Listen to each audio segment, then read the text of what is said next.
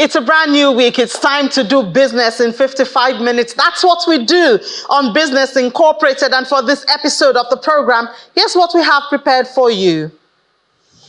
The Ministry of Power in Nigeria has announced a suspension of state involvement in electricity regulation. What's the implication of that? We'll discuss.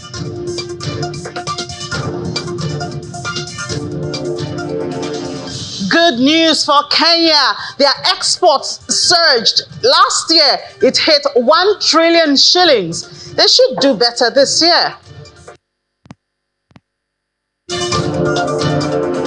And Zimbabwe is about to get $32 million as climate change insurance fund from the African Union.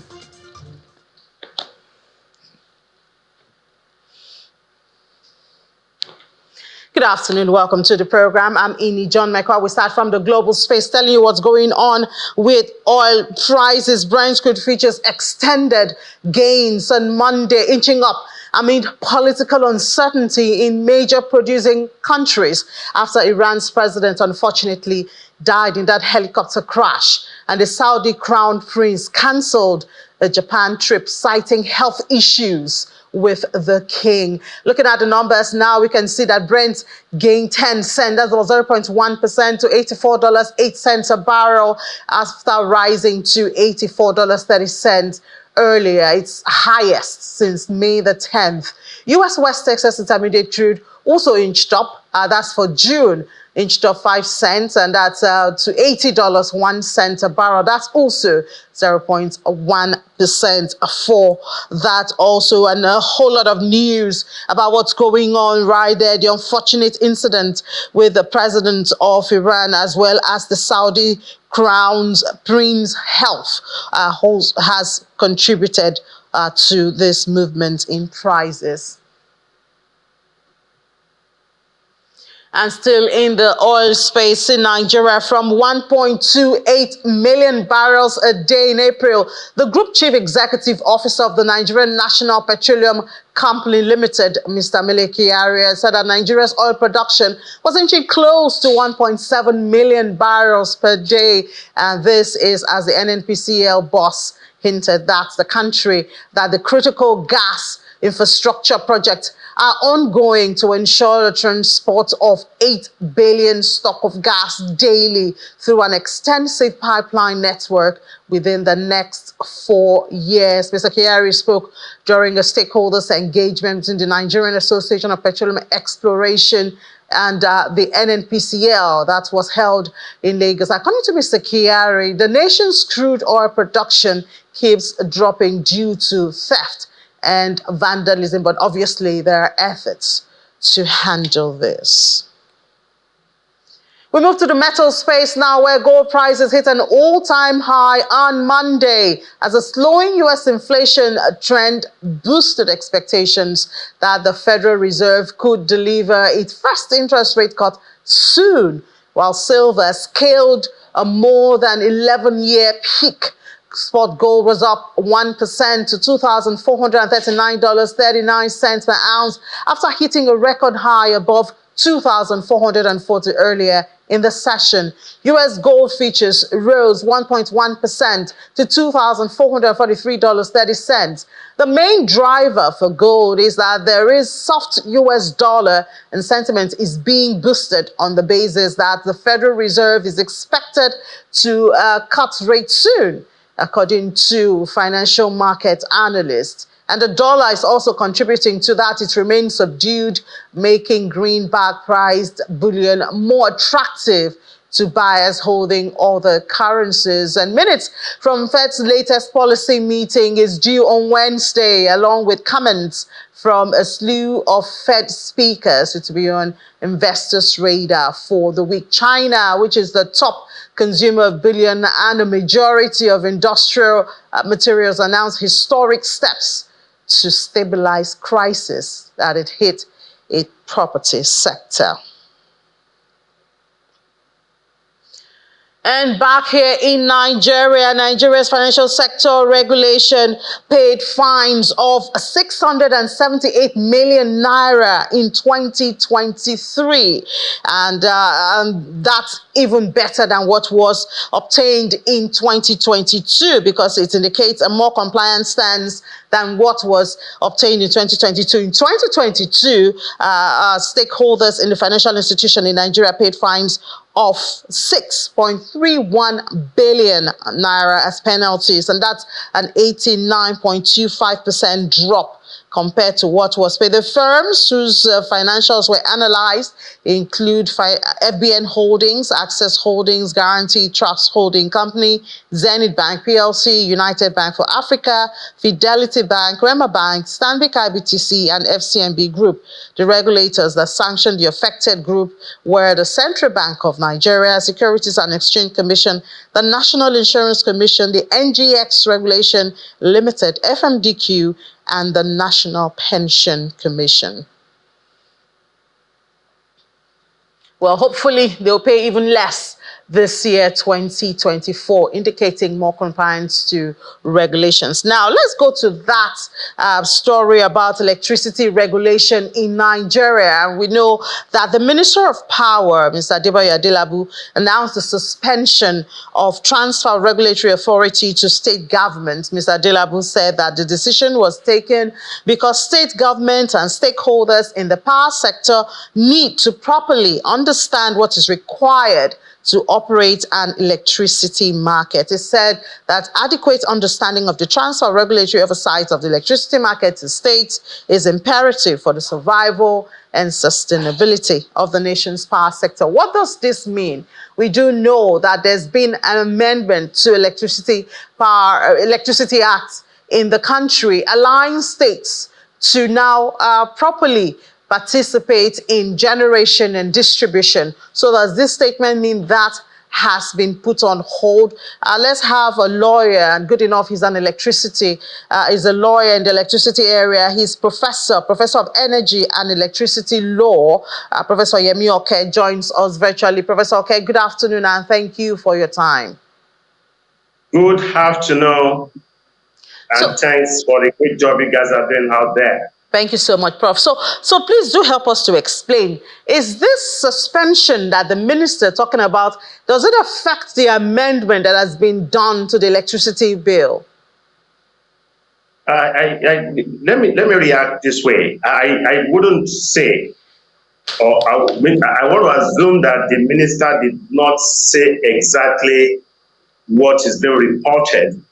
I want to assume that the minister evinced an intention that there will be a need, or there was a need for stakeholders to properly understand the constitutional, statutory, and regulatory framework that will enable states to begin to exercise their statutory and constitutional rights to regulate electricity in their respective states.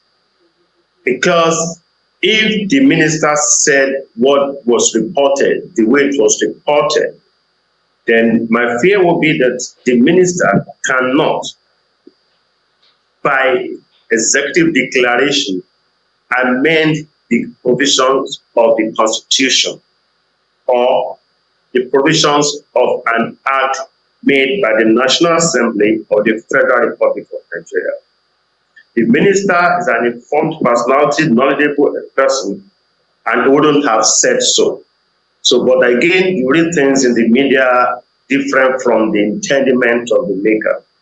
But the fact that states now have constitutional and statutory right to regulate electricity generation, transmission, and distribution in their respective states is a matter of law. And no ministerial directive can change that. That is clear.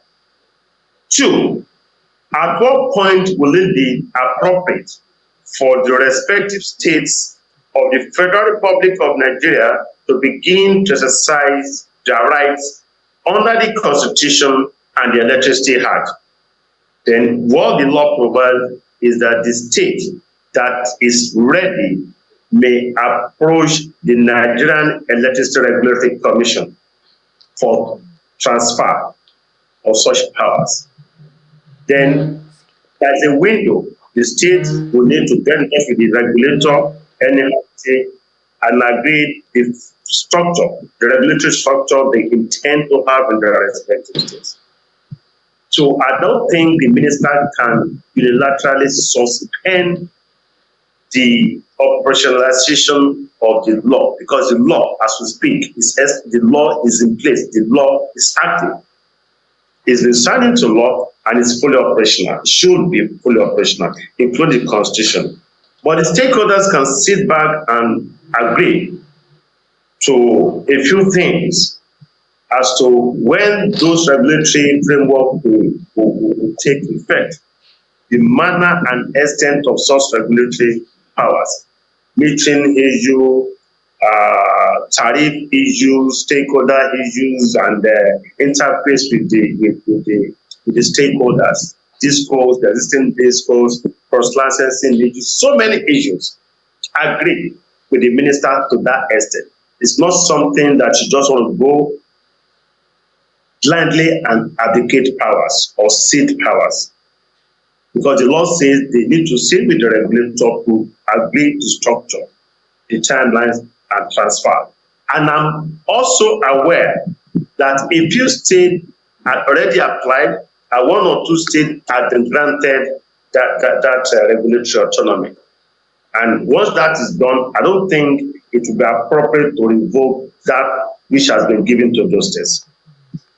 All right, Prof. So, I mean, when I saw the story, I myself was asking, because we do know that getting to the part where the act was amended was a very long process, and we went through the legal. So, I mean, having the minister make that pronouncement was worrying, but thank you for clearing the air on that, at least from your own perspective. But what I would like to ask, I'll ask for you to kindly expose a bit more about the issue of the state's involvement, the domesticating of it to make it functional. Obviously, it's going to be a long one. I don't think any state has really started. Perhaps, as you said, they have started applying. Could you tell us more about that?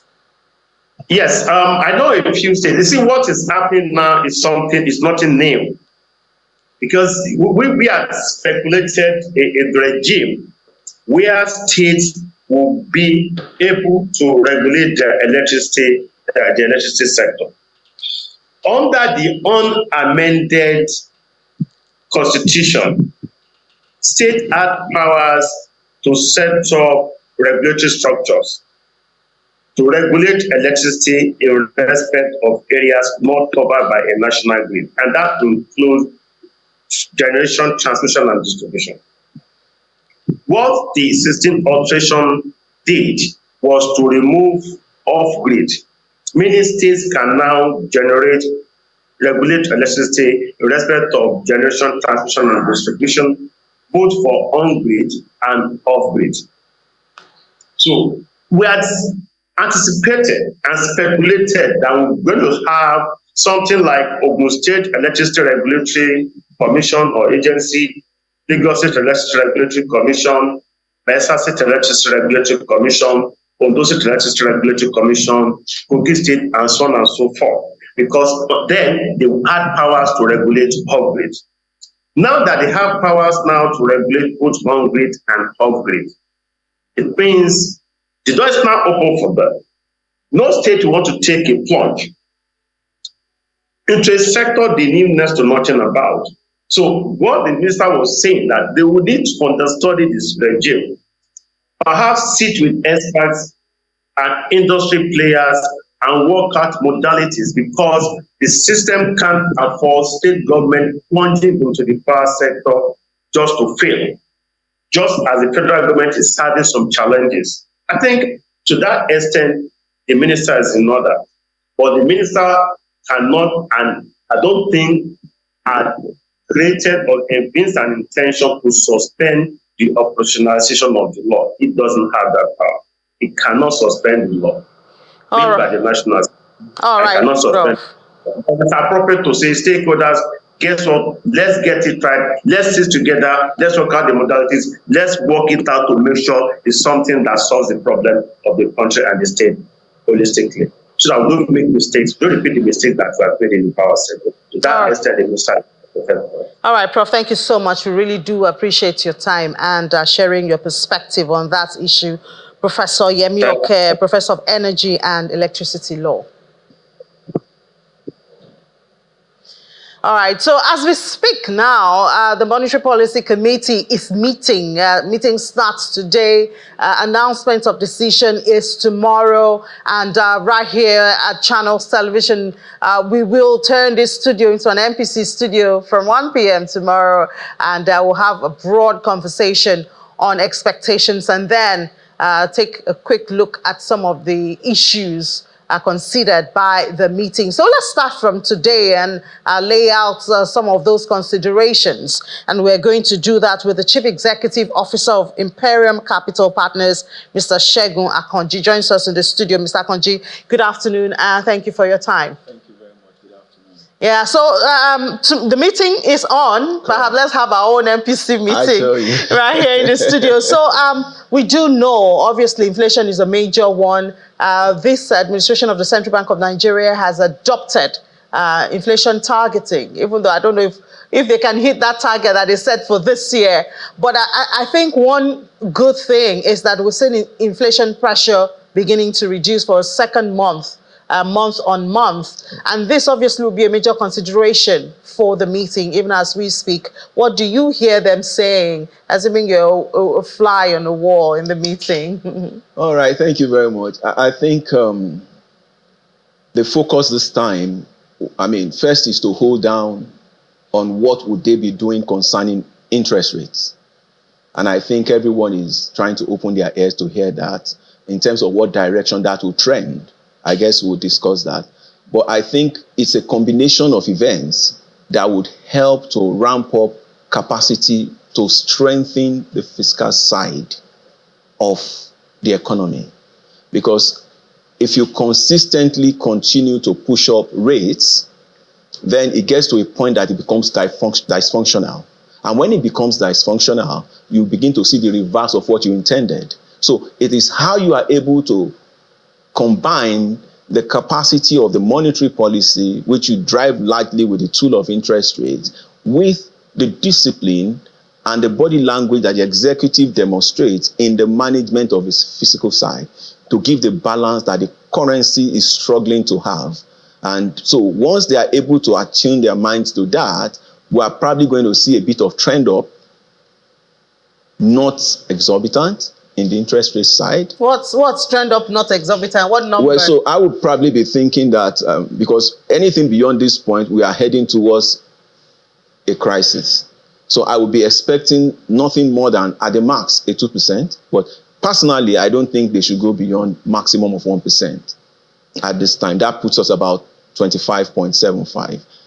It's already a tight pressure, but I believe because of the race that inflation is still on at about 33 plus, you want to be able to at least make the instruments that government will be issuing a bit more attractive in case that can help to drive additional inflow.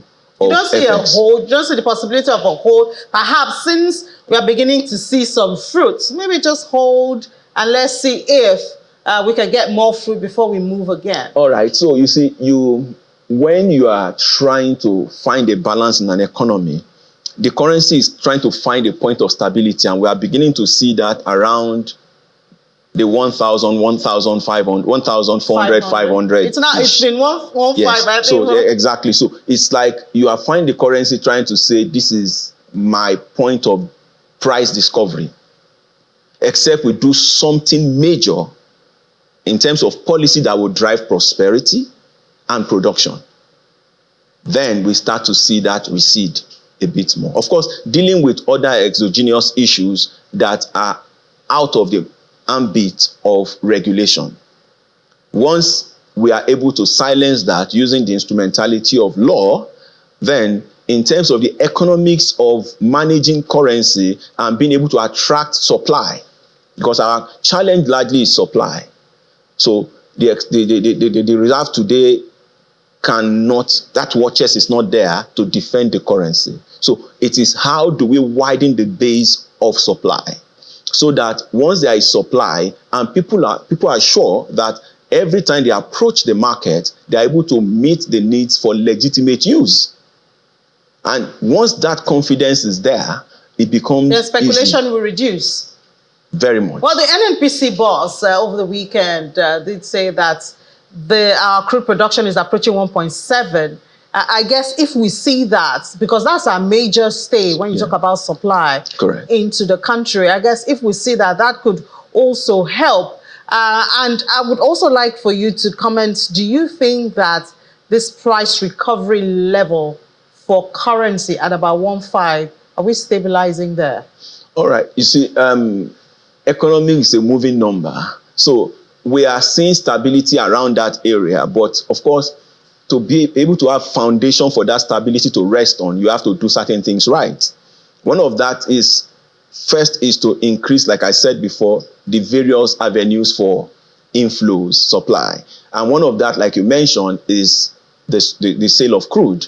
But we need to go beyond that because the world is watching. Investors are watching. They are watching our body language in terms of how our policies help to stabilize the entire economy. So we cannot, for example, be punishing certain appropriately set up companies on one side, maybe call them whatever name you call them, whether they are P2Ps and all of that, because we didn't regulate them at the time of entry. And if we are going to catch up with regulation, we need to do that right. We cannot create fears for investors to come in. You seem to be referring to the crypto space. And you think that is affecting investor sentiment at this time? So investors take decisions on many things when they are trying to come into your country. Whichever way you impact on how people run business in a way that they cannot demonstrate clear line of sight on how you are regulating or acting on them, it makes people to sit back and watch. Because, for example, if somebody is going to put money to buy a license for any business in Nigeria, especially foreign people that are coming, or they want to set up asset management businesses or even banking, or even we are going to the era of recapitalization. They have to bring in money and then they are not sure how that will pan out. Then we create a challenge for ourselves. And that's where we need to be upfront on how we want to regulate, whether in terms of the legal structure itself or the regulation institutions that would be responsible for that regulation. How we do so, it must be clear and people should know what they will meet at the end of the bridge. Do you think we're at least on the path of being clear? The Tinubu-led administration has been receiving a lot of applause from IMF and World Bank and all those international institutions. So do you think perhaps, even if we're not there yet, are we on the path of giving certainty to investors? All right, thank you very much. For me, I think the government is on the right track. However, there are certain things we're doing wrong still. So we have the document, we can be applauded by all the institutions.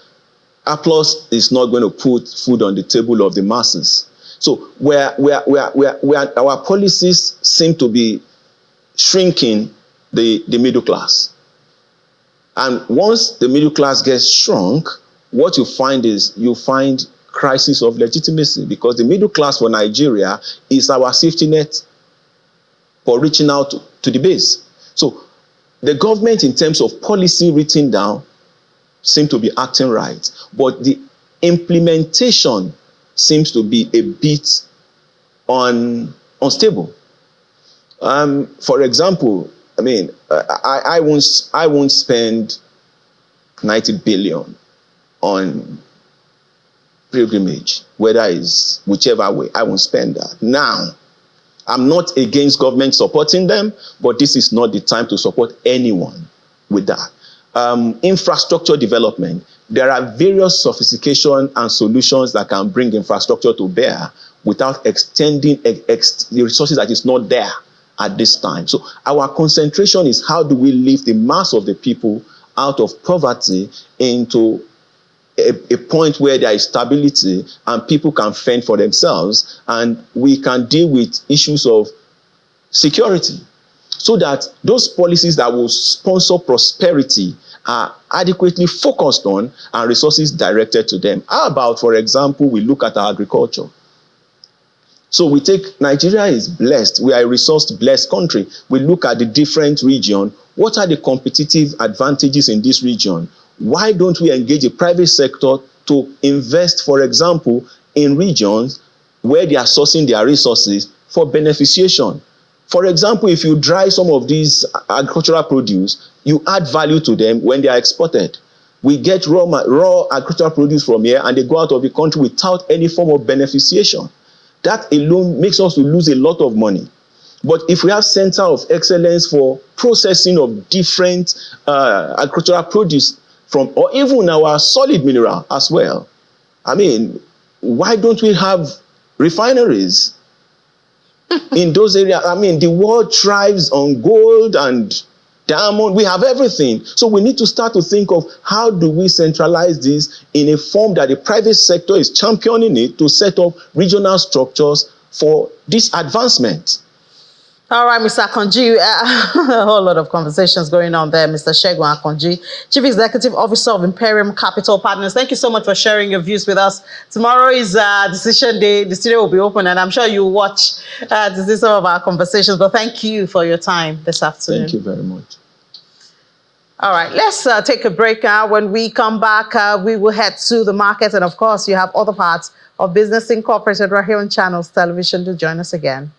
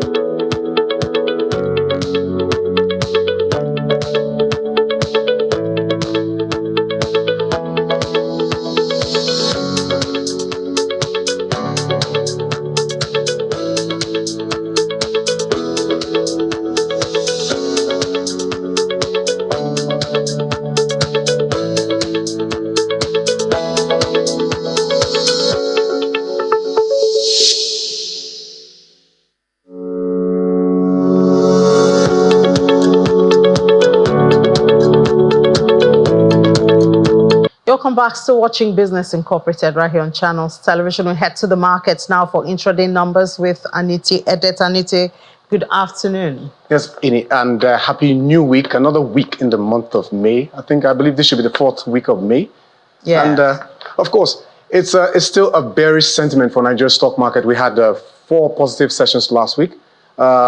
Just one brief positive session, which was all thanks to Airtel Africa, because all the counters were in the red. The popular slogan, "Sell in May and go away," it has proven itself to be some form of a reality. May is not over yet, Anita. Don't give up. No, it's not. Even in the US, I think they changed this to fear of May to buy in May. So anything can happen, but that That slogan has always been very, very popular. Yeah. So, but all right. So, for our viewers, let's take a look at the intraday numbers for major African markets. As always, we start with Nigeria, where we see the all-share index of the NGX, the Nigerian Exchange Limited. All the stocks traded on that platform at intraday was not too good picture there. Still in the red so far. The month is positive. We have a 31.23% increase year to date, but month to date is 0.1%.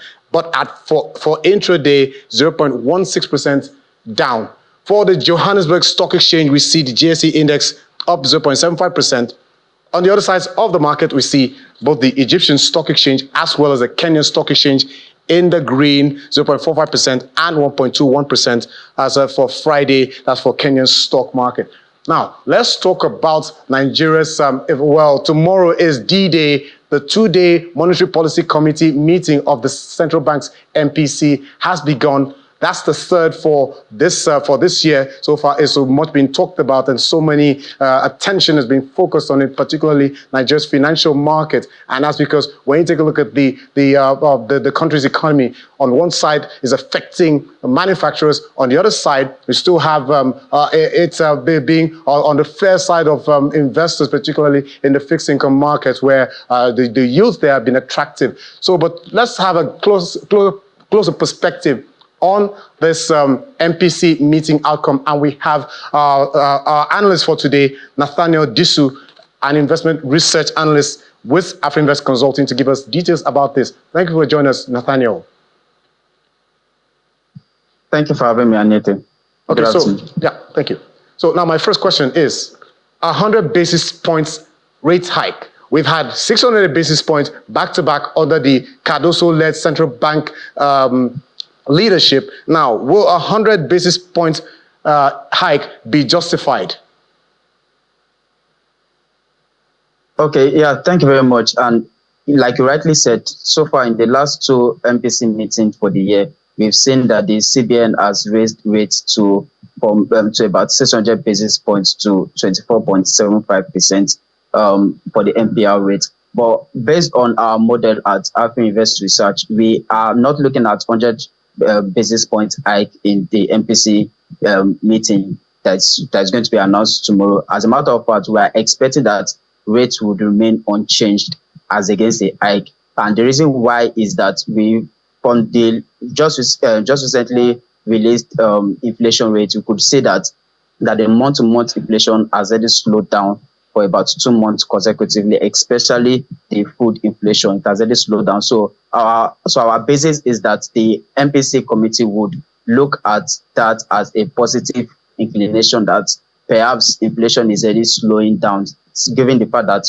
we are seeing month-to-month inflation slow down, or let's say moderate, in the past 2 months. And also, we are looking at the possibility that the 2 rate hikes that has happened earlier this year, that the MPC meeting are going to, and that the MPC committee are going to take a look at that perhaps for the 2 rate that has happened, has not really circulated so far into the economy. And also, Q1 GDP for 2024 has not been released. So we are of the opinion that the MPC committee would look into those 3 factors, that inflation on a month-to-month basis is slowing down, and also that the Q1 GDP results, Q1 GDP numbers is not yet out, and also the fact that they've already raised rates twice so far this year, but that has not yet fully permeated into the economy. So on those 3 points, we are of the opinion that the MPC committee are going to keep rates unchanged at 24.75%. Okay. All right, so we'll keep our eyes out on that projection from AfriInvest. But let's move away from the MPC and talk about another burning issue, which is Nigeria's foreign exchange reserves. Last week, we saw the central bank approving 14 new IMTOs in a bid to spur dollar supply. So how is the dollar performing at intraday to the Naira?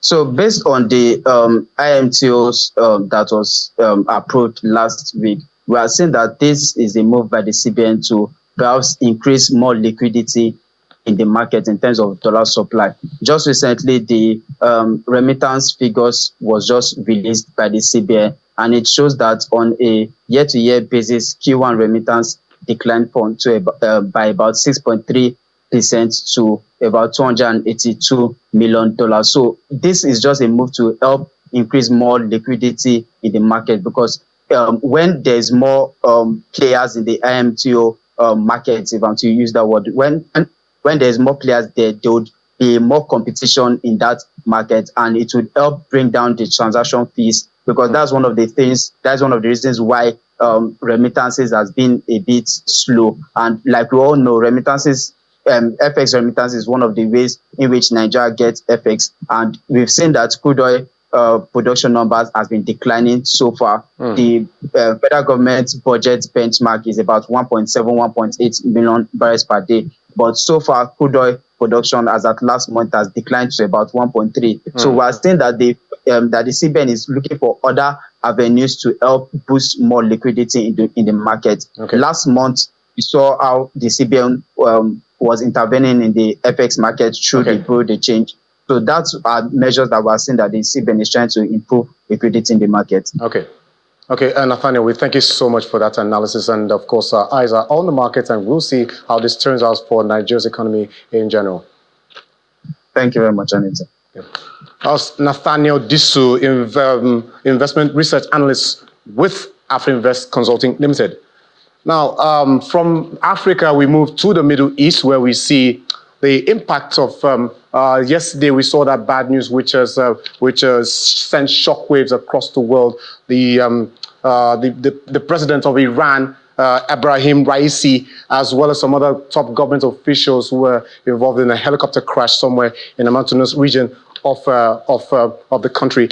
So now the impact was felt across some parts of the Middle East, but for the United Arab Emirates, we see just one out of the two stock indexes in the green, while the other, that's the Abu Dhabi, was in the red, 0.04%. On the other side of the market, we see Saudi Arabia in the red, and this is coming as we heard that the Saudi king is ill, so the market is taking a little bit of a somber reflection for that.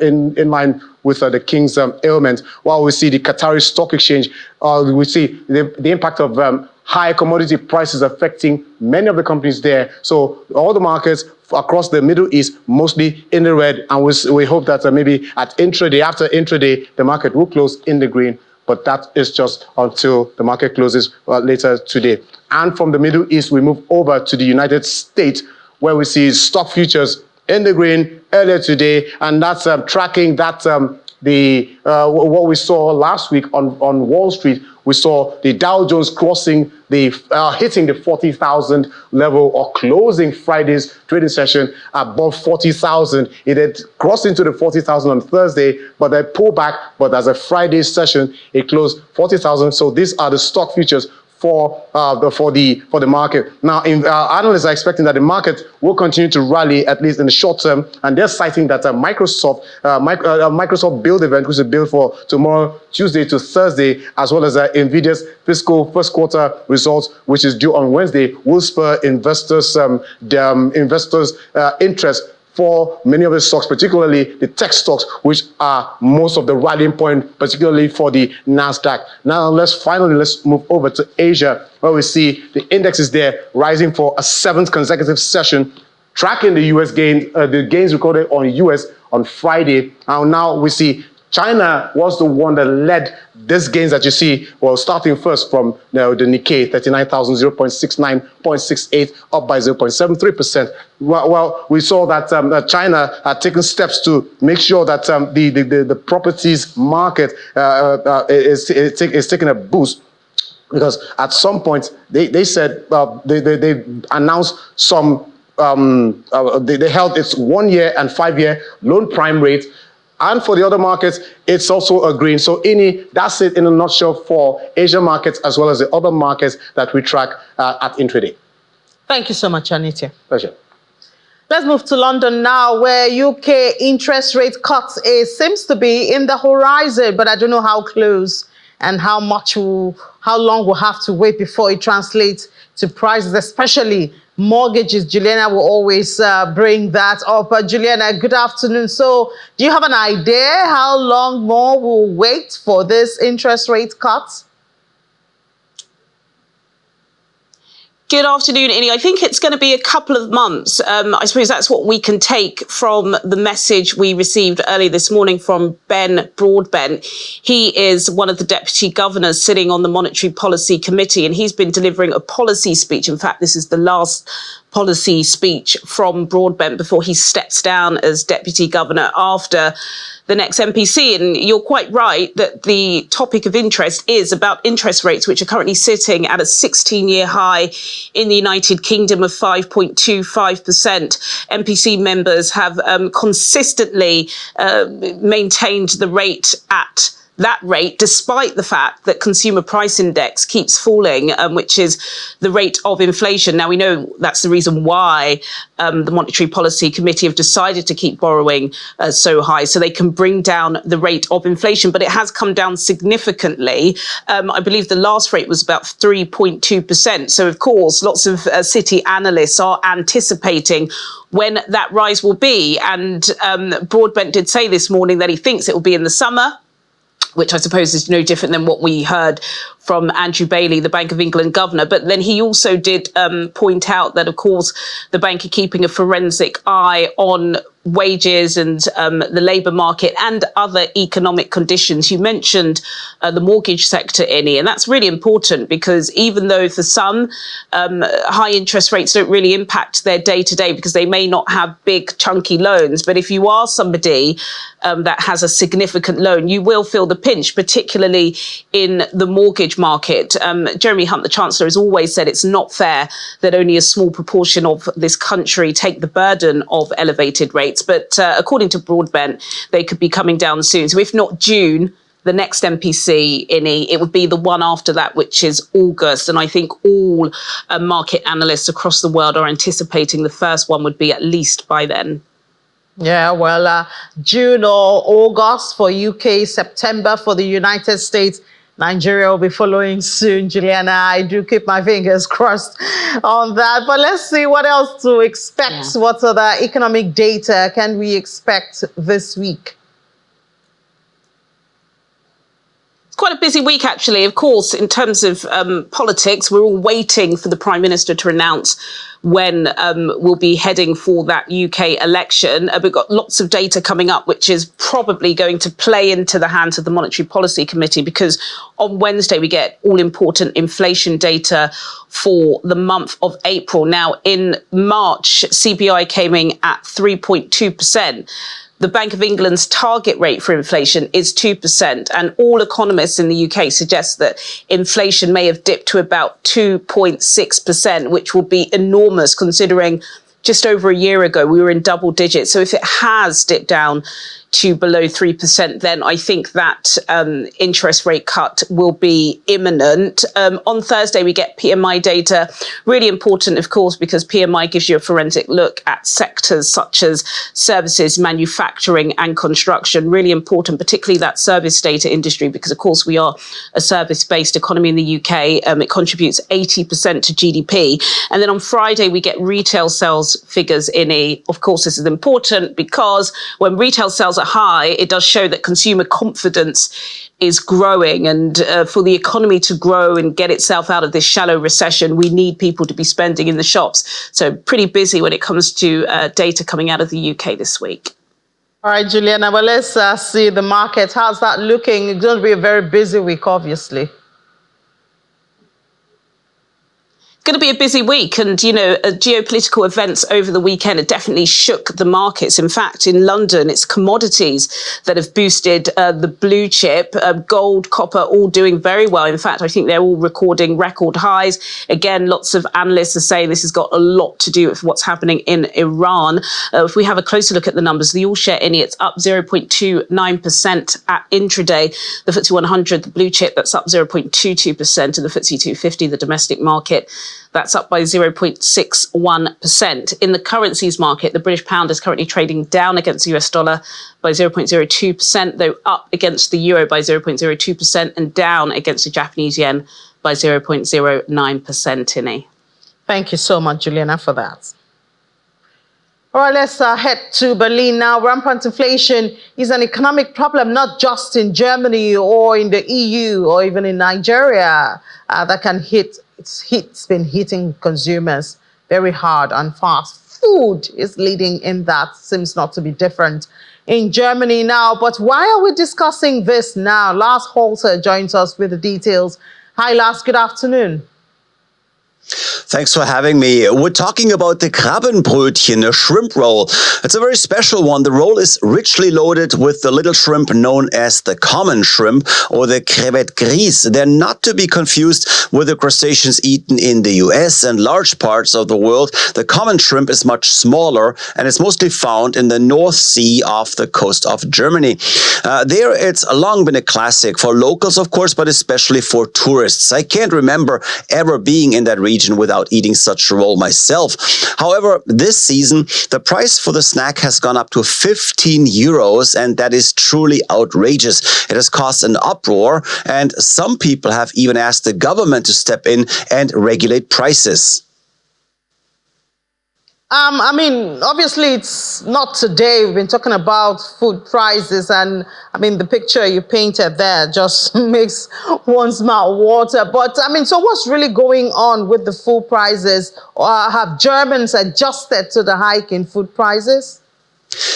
They still are, of course, just not with regards to that shrimp roll. That seems to be much more of a media phenomenon, too. As a matter of fact, those vacationing at the North Sea might still shell out 15 bucks just because the snack is part of their vacation experience. However, food inflation can be seen in other products. And the döner, for example, traditionally Turkish sandwich that's become just about the main German street food, is a good example here. Prices here have gone up drastically as well. And that is truly because of higher costs for ingredients like meat, vegetables, oil, bread. Add to this, of course, higher energy costs and often too higher rent payments. Now, this has led to some sort of food inflation crisis that actually affects large parts of the population. And then you have higher prices for staples in supermarkets and in grocery stores. So yes, food inflation does keep worrying Germans. All right, it worries everybody. Thank you so much, Lars. All right, now let's do a bit of Africa, starting with some good news in Kenya. The earnings from exports grew by 15.4% in 2020. 1 trillion shillings for the very first time in history. Data from the 2024 Economic Survey released on Monday in Nairobi ranks tea as Kenya's top export earner for the year, bringing in 188.7 billion, followed by horticulture at 187.4 billion.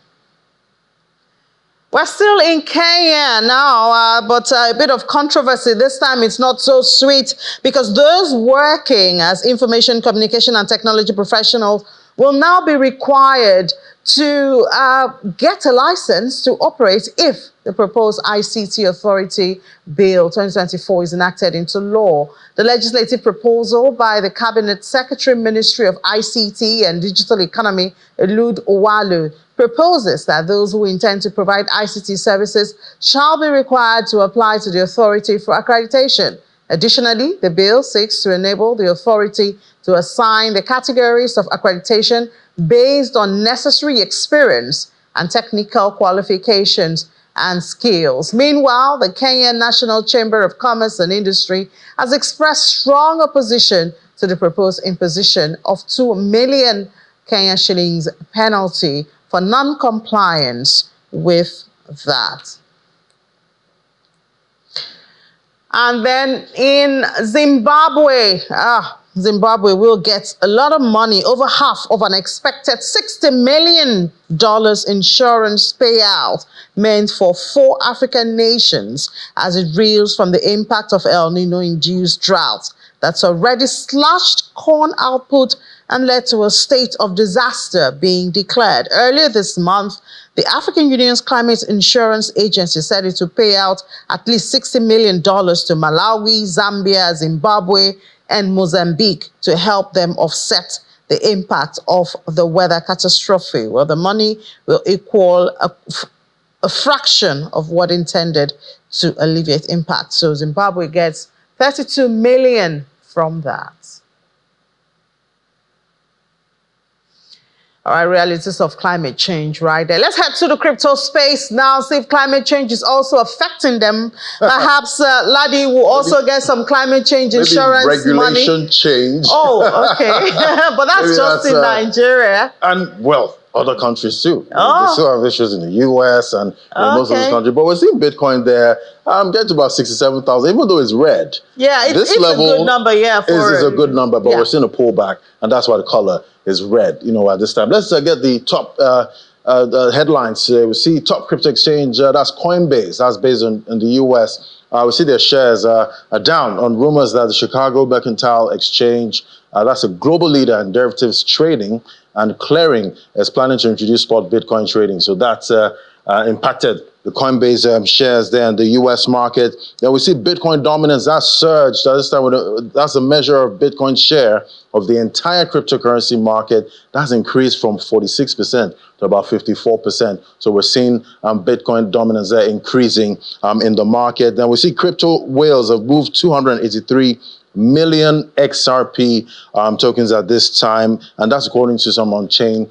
data. So investors are wondering, where's all that going to? Is it going to be sold in the market, which will definitely impact the price? So those are the top headlines right there in the crypto space at this time. Well, crypto platforms, that's talking about regulation. They're facing stiff reception from regulators in most countries like Nigeria at this time, from delisting of the Naira on their platforms to the issues in the FX market, blaming that on that P2P market. Well, joining us now is Nathaniel Luz. He's the CEO of FlynnCap. And Nathaniel is joining us right here in the studio.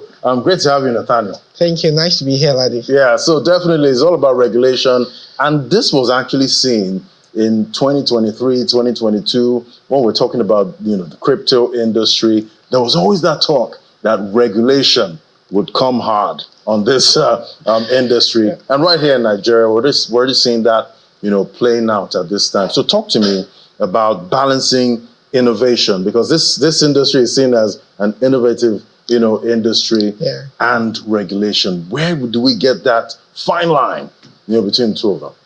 So the thing is, right, if we do not allow innovators to innovate, we won't see all the beautiful things we see in technology that we really do love. When the Wright brothers invented the first airplane, there was no flying regulations. Do you understand? So the way it is innovation is about doing new things, right? You can see Starlink, ability for people anywhere in the world to get internet by just putting a small mast on their roof, So if we begin to say, oh, everybody has to get a license, everybody has to do this, we begin to stifle innovations. And there's a reason why it looks like some countries are advancing in terms of technology, in terms of inventions, and some other countries are laid back. It's simply because some people operate in a framework where they're allowed to think freely. That's why I usually tell people that, jokingly, that Yaba no be Silicon Valley, because those are two different frameworks, right? Now, regulations now catch up with innovations over a period of time. So the regulators begin to learn and see, because innovators are doing things differently. And when we look at crypto, the entirety of the whole crypto thing is less than 20 years old. Bitcoin is just about 15 years or so. And if you try to use the regulations of the closest industry, which is banking and finance, to do crypto, you would run into issues, because banking and finance is like, it's been existing for centuries. So we can't just copy and paste on something that's like, it's Abu, that kind of thing. It's definitely not easy, managing technology like cryptocurrency, where you can just send money from one place to the other at low cost, and at the same time those transactions might not be seen by everybody. You don't know who is sending what. So definitely there's that negative aspects of cryptocurrency, and definitely that's why we see the regulators, they're trying to protect users at this point. There's protection and there's stifling. You understand? And all innovative spaces have to do with trust. Like I said to you the other day, there's a reason why most startups all over the world want to incorporate in Delaware, even though they've never been to Delaware. It's because they trust the system of the US government regarding startups, right? They can come and say, if A happens, B will happen. If they sue a US company, there's no issue whether you are maybe from Zimbabwe or from Nigeria or something, they would get justice. Right now, the SEC in Nigeria has brought out regulations for crypto, which is very good. But with the way the CBN is going too hard on crypto, people are beginning to say, should we actually get this license? Because the license is quite pricey. We're talking to the tune of hundreds of millions of naira. So to get a license to operate a cryptocurrency platform in Nigeria. Yeah, currently. How much are we looking at? Hundreds of millions, laddie. Right. So, and people are beginning to say that if we invest this amount, what are we getting back? Is the environment stable enough in terms of regulations for us to invest this in getting the license? So what we're seeing with Binance at this point, how's that impacting, how investors out there, are looking at, investing in Nigeria at this point, as in that crypto industry? Yeah, Binance, first off, is a very great country because Binance was technically, according to me, the biggest financial platform in the world, according to reach, right? So when you look at banks in Nigeria, you see banks in their national banks, the regional banks, their microfinance banks, and globally you see a couple of international banks. But it's hard to find one bank that has users in like 50 countries. And Binance actually surpassed that, offering financial services to people in multiple countries at the same time. So there's no way you're going to do that and you won't run afoul into a couple of rules in a couple of countries. Like they're currently having issues in the US, having issues in Nigeria and all of that, right? But now, it now has to do with where do we find the line? Where do we work with them and say, hey, you guys are doing this, and this. This is how to do it properly. We've had this issue in banking, even in Nigeria. And there was a time when Nigerian banks would fold up and your money was gone. Ask our parents, they'll tell you. But now we have structures in banks in which the CBN doesn't even need to go and do, we want to ban this bank. They just remove the board of directors. They just do things. We saw what happened with Oceanic. The government steps in and, we see bank recapitalization, Soludo 2006. We're seeing it again happening with Cardoso, So we have all of those things in place. That is what we have to keep doing crypto. We don't have to throw away the baby with the bathwater. And this whole Binance thing, technically, we might say it's making people, it's chaotic. So it's making people stand off. Like everybody just wants to say, should we give these guys another 1 year, 2 years to see what's going to happen before we step in? But I also think that another thing that happens in chaos is wealth transfer. So the smart guys are building in the chaos. Do you understand? Such that when everything stables, some people will be at the top of the Premier League table. Ahead of everyone else. Exactly. Definitely. For those who dare to build in chaos. Quite interesting. It's still a developing story at this time. We'll keep tracking to see at some point if there's some kind of consensus when it comes to regulation and innovation, especially from the crypto space. Thank you so much. It was great having you, Nathaniel Liu, CEO of FlinkCap. Thank you so much. Thank you very much, Laddie. Nice being here. All right, so there you have it. It's all about regulation at this time for this crypto industry, and definitely be watching to see what the regulators do going next. But that's how the crypto market is looking at this time, and definitely it remains to be seen how we solve this regulation issue, because It's not just in Nigeria, all over the world, trying to figure out how to regulate this new technology. Yeah, regulating innovation, as your guest said, I think might be a difficult thing. Quite difficult. At least at the beginning. Yeah. But I mean, if we throw away innovation, then we get stuck in where we've always been. So finding a balance, Laddie, I think you work with the authorities on that. Definitely. All right, so that's it on the program today. Thank you so much for being a part of Business Incorporated. Laddie will be back 10 a.m. tomorrow. I'll see you tonight. Stock market report. I want to know if the market was able to survive and the bull was able to come back. But remember, I can always watch the program anytime on our YouTube channel. I'm Ini John. May pass to you.